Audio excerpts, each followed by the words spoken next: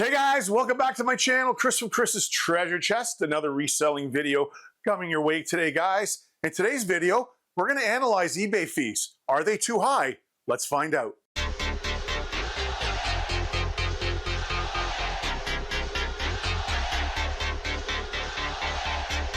Before we continue on the video, guys, I want to thank every single one of you that watch, subscribe, and give me the big thumbs up.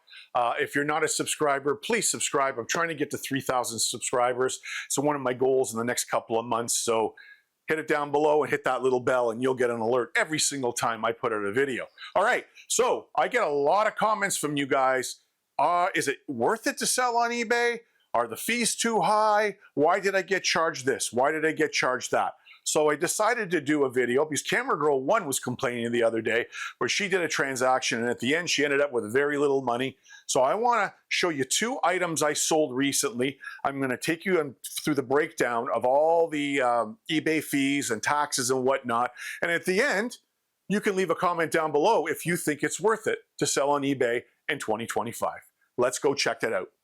Yes, eBay fees. That is probably the most dreaded question I get. Well, I shouldn't say dreaded, but most asked question I get about the fees and is it worth it? Are they ripping me off? And at the end of the day, guys, it's all about, buying low and selling for a profit. So you got to know your numbers. If you don't know your numbers, you're not going to last too long selling on eBay. So the fees are going to be there. They're not going to go away. Go ahead, open a brick and mortar store and see what that cost you. But I can see it now in the comments down below, people saying, oh, brick and mortar and this and online. And well, it is what it is, like I said. So I'm going to show you two items I sold recently.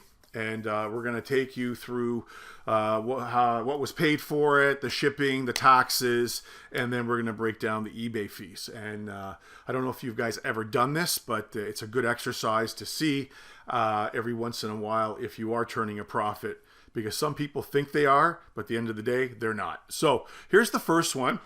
This is an antique Forestville wood mantle clock. This was sold for parts and repair. And you can see here, I sold it for $74.24. So we'll go over here and you'll see in this section what your buyer paid.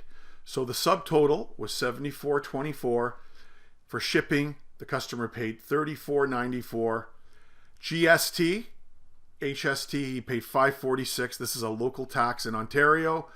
And then PST or QST, this is another tax in Quebec. So this gentleman, as you can see, he had two taxes to pay, totaling $122.28.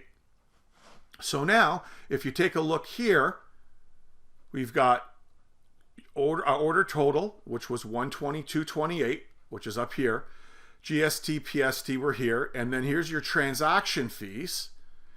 Okay, there's your transaction fees, $16.25, and I'm going to show you how they get to this number. So we're going to go to the next screen, which is the seller's hub. And so here's the fees based on $122.28. So he paid $74.24. You can see it here. So the shipping and handling was $34.94, and there's the sales tax we saw on the last page, $122.28. Now, let's take a look at the fees here, and that's going to give you a better idea. So, final value fees, okay? Variable percentage category. You can see here in total, it's $13.98, okay? So the rate between 0 and 2,500 at $122.28 is 12.7%, which is minus 15.53. I get a top seller rating discount on $15.53, whatever this is, and I'm getting back $1.55, which is 10%. And the final value fee, as you can see here, is 40 cents. And then the total fees are the $14.38 plus the GST. And then here is your total $16.25. So on this sale, that was my total fees after the taxes were collected. And eBay collects the taxes, guys, and you know that, for every state and every province. Some states in the US do not have a tax. So some of the buyers down there take advantage of it.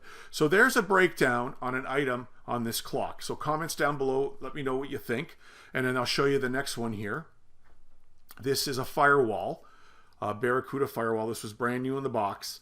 So the item, the person paid $72 for the Firewall. It was brand new, like I said. Shipping was $12.50 and the GST. So this was sold in Ontario or another part of Canada that has the HST GST, and that was $10.99. So the total order for the customer, was $95.49.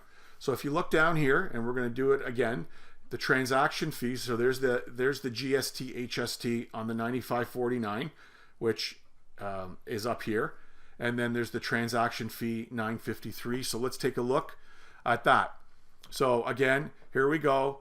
The amount, and there's the net proceeds. But here is the total based with the item price, shipping and handling, and the sales tax, which is coming to $95.49.